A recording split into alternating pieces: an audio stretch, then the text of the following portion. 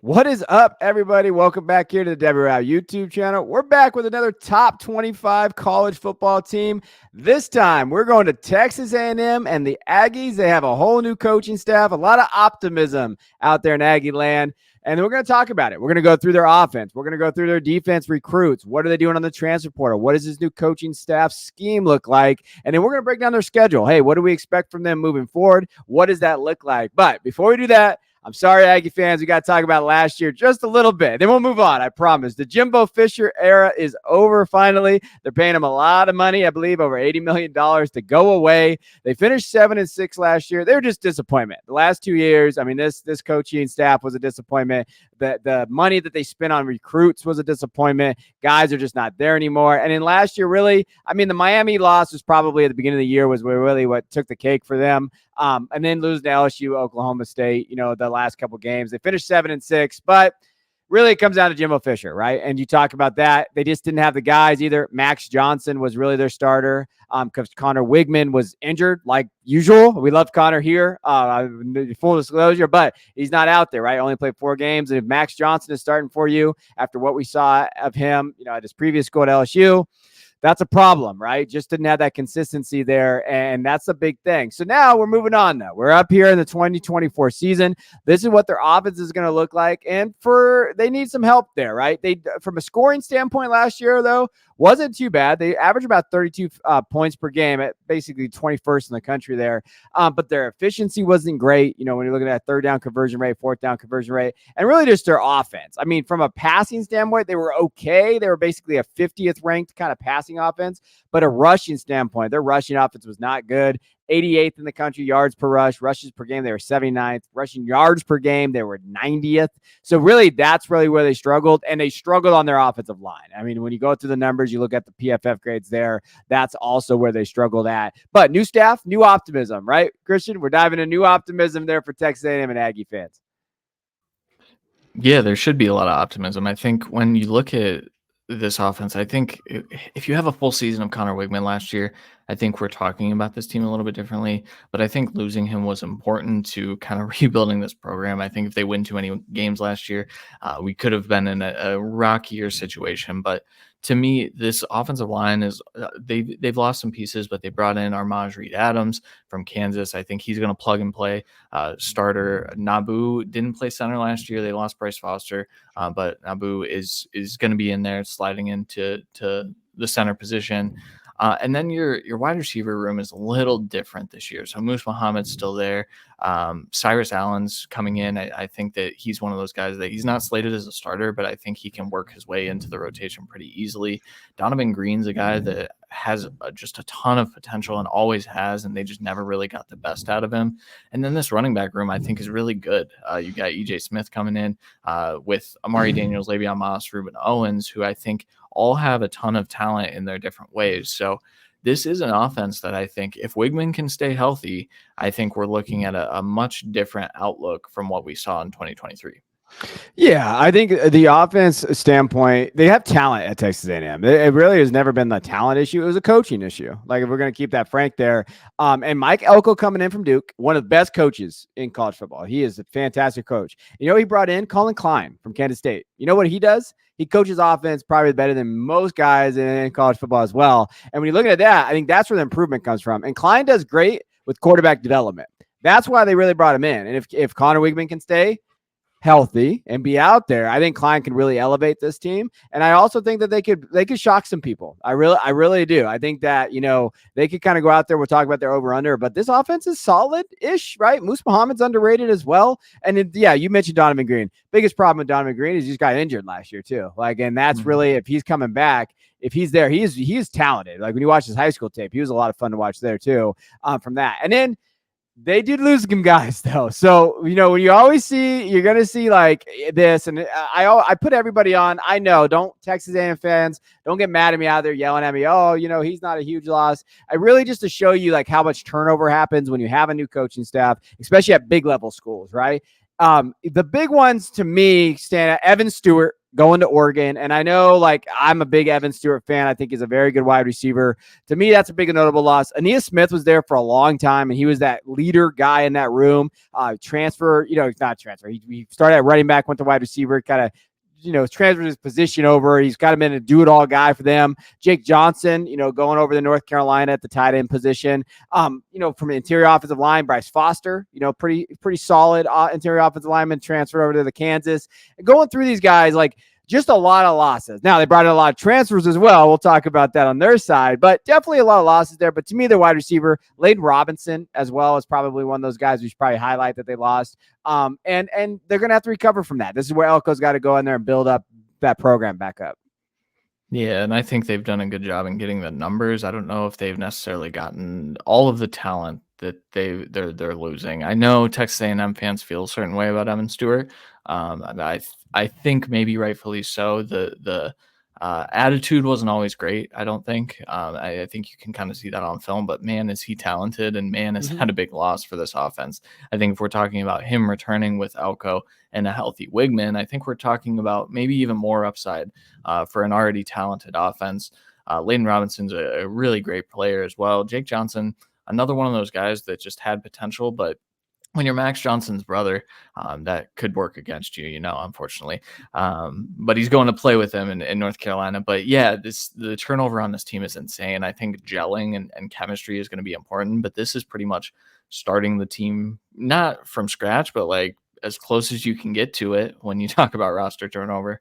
Yeah, but based on what we know from like the chemistry, probably a positive loss, right? Like for some of them, like the guys that transferred out, like even Evan Stewart, and I'm a Evan Stewart truther, but like just from what you heard about it, I think it's okay with that, just how negative it got out there, right? And especially with just what Jimbo built there, it wasn't positive. And so that is probably another thing to know is like getting those guys out, Elko kind of building his brand. That's perfect probably for him, like having that ability to kind of do that. But definitely some losses, right? But he kept a pretty good recruiting class. When you're looking at it, overall rank was 16. So he was able to do a top 20 unit in there. His transfer rank was 4. So we'll get into that, obviously.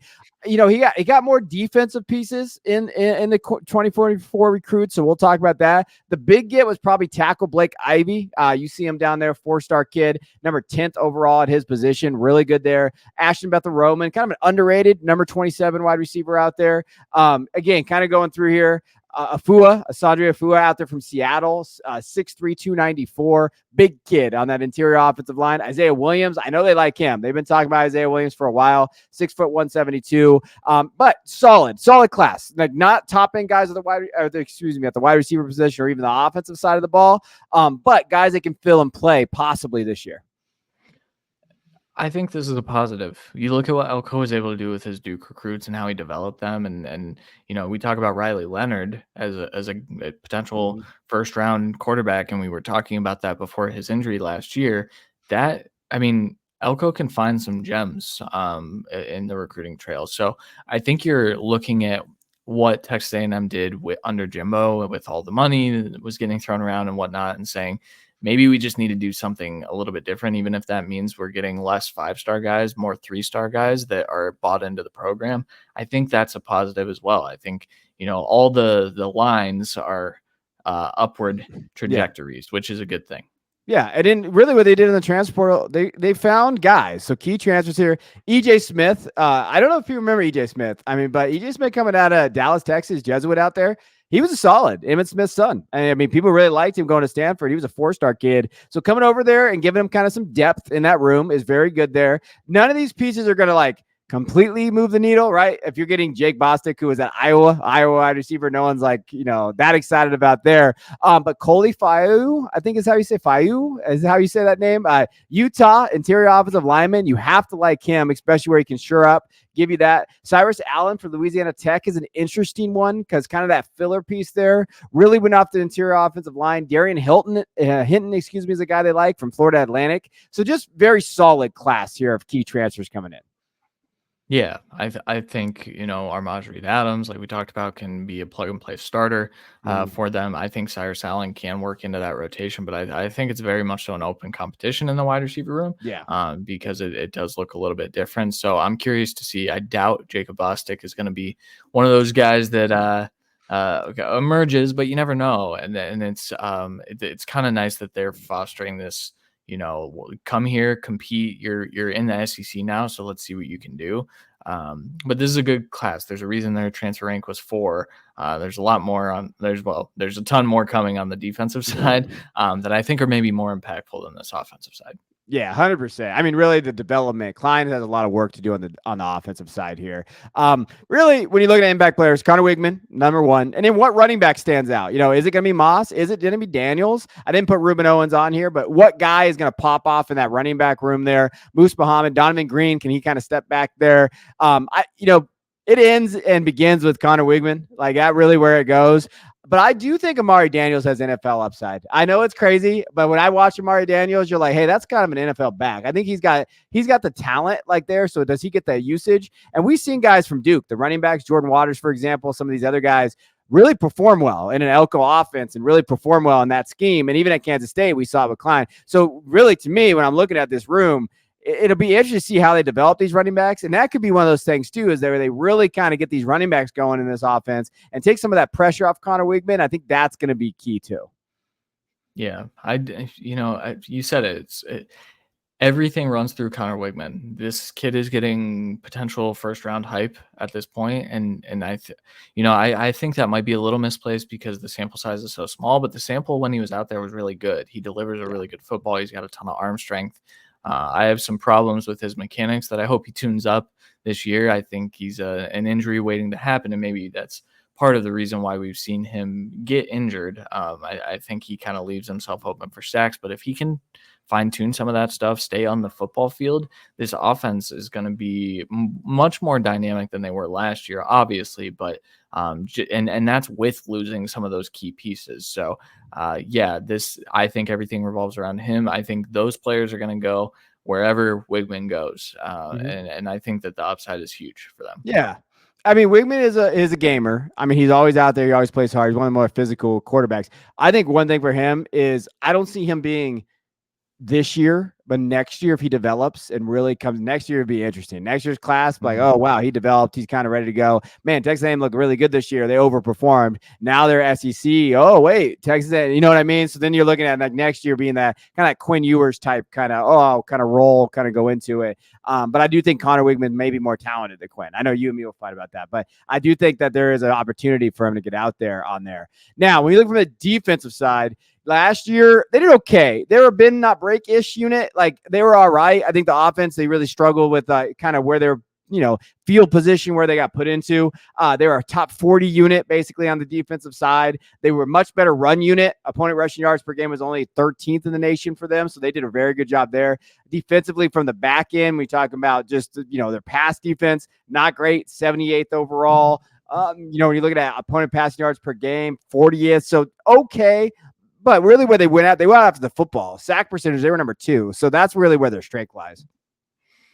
Yeah, I'm so glad you read all that because but it doesn't matter. They lost so many players. It does Yeah. matter because I think that some of the returners are certainly gonna continue some of those trends. But like, man, this team it was just the transfer portal hit them hard, Yeah. and maybe that's an okay thing. Talking about the positive side of the transfer portal, Nick Scorton from Purdue. This kid can ball. This kid looks like a top 10, top 15 NFL draft pick. Just insane bend for a guy his size. He can set the edge really well. I think this defense goes however he goes. Shamar Turner, good player in there as well. I think Tyreek Chappelle needs to take another step forward. They lost just a lot. We'll talk about that, but like losing Walter Nolan in the middle of this defense is not ideal. No. Losing, some of those guys, Edgerrin Cooper, Damani Richardson, like there was a ton of dudes that were impact players for them last year that just aren't going to be there this year. But we're going to battle in numbers, right? We're going to bring in a ton of transfers and we're going to hope that we can plug it up and kind of get similar production to what Mhm. more of a bend don't break type of year where I think they can build this defense out. It's just going to take a little bit more time, in my opinion. Yeah, it's gonna take some time. I mean, they got guys though, and they got guys enough to where they can get like, hey, compete this year, right? And then kind of develop Mhm. because we're going to talk about the recruits here in a minute. But you mentioned the losses. They got a lot of losses on here. I mean, So and I mean, and not even just from like the transfer portal. You know, Edrin Cooper, some of these other guys too, McKinley, Jackson from just like the NFL side. The big guy for me is Walter Nolan. You know, Ole Miss opened up the book on him. They said, "Hey, we're going to pay you whatever you need. What do you need to come here?" He was one of the highest rated transfer recruits out there according to On3, and they lost him. I mean, that to me is a loss. I also like LT Overton too. He went to Alabama, and when you're looking at that, like he kind of went there. So definitely had some guys that moved to some bigger places that you would have loved to have been able to keep on that roster. And I think that's big. You know, those are big losses. Those are areas where they're going to have to go there. I know that there's plenty of people out there that have the Tony Grimes. We talked about Tony Grimes last year coming over to A&M. Just didn't work out. He's at UNLV now. But, you know, you're looking at some pieces out there that you wish you could have kept, maybe developed a little bit better. yeah, Nolan's a big one, man. That Yeah, was he's a big. very, very talented player that made this defense go. 7 sacks per Pro Football Focus last year. So I mean, and just he wreaked havoc on the interior there. It's going to be tough to replace that, especially when you're also losing Overton, McKinley Jackson, and some of those other guys. So I'm curious to see. I mean, obviously they still had a decent recruiting class, and they had a lot of transfers coming in. So maybe it's immediate. But yeah, it's tough to lose this many players just in general. Yeah, yeah. But recruits, they did all right. They did a Yeah. pretty good job over there. Terry Bussey, #1 rated cornerback in the country out there at Texas. They got him, and that's a huge get for this secondary and for this program. Just kind of showing it, and for Elko. Hey, go get a dude. Okay, I'll go get the #1 rated recruit in the country at the cornerback position. That's a great grab there. Evans as well, defensive lineman, number 15th rated recruit out there, 6'4", 260 when you're looking at him. Solomon Williams is another one, edge, 6'3", 250, number 13th rated edge out there. They went and got guys. And when you're talking about this recruiting class defensively, you could tell what they're, you know, do they have a plan? When you're talking about, you know, with Fisher and Jimbo when they were there, like it felt like they were just grabbing guys and just trying to get as highly rated recruits as they can, these kids. It feels like Elko is very deliberate of who they wanted, what kind of kids they're bringing in here. High character guys from just the accounts going through it. Miles Davis is another one to kind of look at the safety position. Really, really good kids that they brought into this class. Yeah, Bussy had a knee injury at the beginning of his senior season, so we'll see just how impactful he can be. But man, being I will say it's tough to be the #1 corner recruit at 5'10", 180. Normally, that's reserved for the 6'1", 200 types of guys. This kid is so talented, so athletic. I'm excited to see if he can get onto the field. And then Solomon Williams is another guy that just a college ready body already at 6'3", 250. I think that some of these guys, we've seen the incoming freshman classes get onto the field for A&M, but not. It didn't mesh well, like you said. There was no real plan, so they were just kind of all there. There feels like there's a plan here, and I think that they're in much better shape despite the lower recruiting ranking. I think they're in much better shape now. Yeah, and this is why, you know, they went out and got some guys in the transfer portal. Des Ricks, cornerback from Alabama. They shored up that defensive backfield. Like they did a good job there. You know, Scooby Williams is another one. I love the name, but also Florida kid coming over to A&M. Like he is a very, very solid linebacker for them. Jaden Hill as well. When you're looking at Florida, another Florida kid, was a 4-star coming out of high school, dropped down to a 3-star for transfer. But hey, could be that guy there, right? You talked about Nick. We talked, 97.0. He was, even though they lost who they lost, Nolan in the transfer portal. Nick Gordon was a guy that's maybe a top 5 guy too in the transfer portal. So they definitely kind of, they got a loss, net negative, but they were to bring him in there. Will Lee is another underrated, corner out there from Kansas State. So they did a good job. I thought they filled what they needed to fill there. Solomon DeShields as well from Pitt. Interesting kind of linebacker out there. I know the coaching staff likes him as well. Yeah, this is a great way to kind of put a Band-Aid on we talk about these when there's a transition at head coach, you kind of need to put a Band-Aid on it, so there are more transfers. This is obviously the most extreme example, but this was a really, really good transfer class. I really like Scooby Williams in the middle there. I talked about Scorton. I think that he's going to be a top 20 NFL draft pick.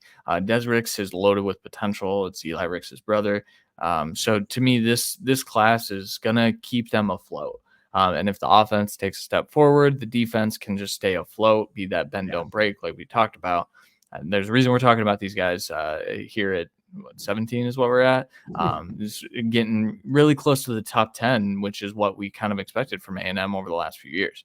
Yeah, 100%. And then when you look at impact players, like you said, Band-Aid, Nick Scorton is not a Band-Aid, though. He's a dude. Led the Big Ten in sacks last year. Like, he can really – that's really where it comes from when you're talking about there. The guy that I wanted to, like, Shamir Turner, I think, is interesting. Because he kind of went to the NFL draft. I think there was a little bit of buzz out there. I mean, I don't think he had a huge year last year, but he did have 6 sacks. And he's sitting there at 6'4", 285. I mean, he can kind of shore up that defensive line for them. I like him, Bryce Anderson, Tareen York. Like, there's other guys that can definitely be on this list. But these 4 guys stood out to me as, like, impact players for that defense. But they could have a freaking solid front 7 like that. And just having those Scorton and Turner being there, they could really, really wreak havoc on offenses in the SEC. Yeah, Turner's a good player. I was a little shocked that he didn't go, but yeah, I mean, I think when you look, I think this is one of those defenses where you're going to have a different impact player every week because there's so many different dudes in there. But yeah, this is a talented football team on the defensive side, despite some of those losses. I think everything kind of goes with Scorton. Like I said, I think another double-digit sack season in the SEC. Means that it is a 1-year rental for A&M, but I think that's a good rental. I think you're pretty happy getting double-digit sacks out of a kid. So, yeah. And York, he had 74 tackles last year. I mean, he was a guy too, like underrated, I think, at different positions out there that could really kind of step up for this defense. When you're looking at the schedule, then you dive into this. So, if we're taking a look and seeing where they're at 8.5 over/under on their wins. And when you go, obviously, first game of the year, big game. Versus Notre Dame, that's going to be a big game there. McNeese, Florida, Bowling Green, Arkansas, Missouri, Mississippi State, LSU, South Carolina, New Mexico State, Auburn, Texas. It doesn't scream like, oh my gosh, it's impossible here, but definitely like just going to be some challenging games as you go through. And it just really kind of depends on how this offense looks. If it looks good at the beginning, you're looking at some of those games being kind of winnable, right? LSU, Auburn, Texas, like that's a huge game. They're playing Texas again. That's going to be a lot of fun to watch there. And they get some of these guys at home, so that's fun to watch too. So I think it's going to be interesting. 8.5 is a fun number though, because it's right there on the dot, in my opinion. Yeah, Texas that late in the season is going to be really tough. That's a tough game, but I think the second hardest game on the schedule is probably Missouri. Missouri's got a ton of talent, and so when I start to consider, and maybe it's Notre Dame, but we haven't seen enough from Notre Dame to believe that over the last couple of years, in my opinion. I do like the story of that first week. Mike Elko gets to play against his former quarterback, Riley Leonard, who transferred to Notre Dame, which we've already talked about. So, but those 3 games, LSU's definitely a tough game, but I think LSU's defense is in a different state than what we're used to it being. And so I think that's a very winnable game for A&M. I think this is an over for me, if only because I can only really pick out 4 games, and I think they take 2 of them. So I think this is a potential 10-win team right here. Man, I cannot believe you said that. I thought I was going to be the over guy, but no, I'm over too. I think it really comes down to that Auburn game. At Auburn, I think is going to be a tough game for them. I think they're going to be around 7 or 8 wins in that game, and that's really what's going to either put us over the top, over the 8.5, or you're like, oh my gosh, they got to go beat Texas last game of the year to get to 9 wins. But to me, when you're looking at overall, I'm going to hit the over on this schedule. I think that they definitely can do that. But overall, just with this team and this roster, I believe in Connor Wigman. I think that, he was, and Christian knows this, when we've done our rankings, for a long time. He was my QB1 heading into his season for this class. Like, I liked what I saw from the tape. I loved him in the All-Star games that he played in. Like, it just seemed like he had it. And even when I watched him play, like, he does have it when he's out there and he's healthy, right? And he takes care of the football. He does little things that you like to see from him. So really, to me, I think I'm hitting the over because I like Connor Wigman. I'm hoping that he has this game. And I love this coaching staff. This is the best coaching staff A&M has had in a long, long time. We're talking development wise, we're talking coaching scheme wise, we're talking recruiting. I think we're talking the whole plan. They're going to have a program out there. They have the money. We know that they have that. They needed this, and I think they have that. I think that this program's in very, very good shape. I think they should be excited, and I wouldn't shock me to see them make a playoff in the next 3-4 years. Yeah, I'm with you totally. I was a little lower on Wigman. I think some of the mechanics things that I talked about are still there, and so his delivery is just so weird. It And is. so it was tough for me to get past. But when he's out there on the field, like he's delivering footballs, he's throwing under pressure stuff over the middle. It's stuff that you see out of NFL quarterbacks. And so when you have an NFL quarterback, that gives you an advantage over some of these teams up in this range that don't. And so that's why I'm hitting the over. I do think you're right. I think this program couldn't be in better hands, honestly, compared to where we were talking about this team a year ago and 2 years ago. So I'm excited to see what they're able to do. The SEC's tough. There's really a power two. We keep talking about the power four. There's a power two, and I would say A&M's in the middle tier of those teams, but this current roster has a chance at the playoff too. 10 wins, I think. A 10-win SEC team's probably getting that at large, or the 12 seed probably. So I'm curious to see if they can push for that. If Wigman can stay healthy, it's what we need. If he goes out, we're gonna look like fools. I will say that. We are 100%. Texas fans are gonna find this and be like, "Look at these idiots." Yep. But I think if he's healthy, he's there, and I'm big things for them next year. If he stays and they kind of build on this and they kind of get some other recruits on the offensive side, Texas A&M is going to be looking pretty tough squad out there. So let us know, Aggie fans, what do you think? Put in the comments. Are you happy the Fisher era is over? Are you excited about that? Are you there? And then also, what do you think your long-term outlook for this team? And in this year, 9 wins, 10 wins, where do you think they could get? So appreciate you guys as always. Hit that likes button, hit that subscribe button, and we'll catch you on the next Top 25.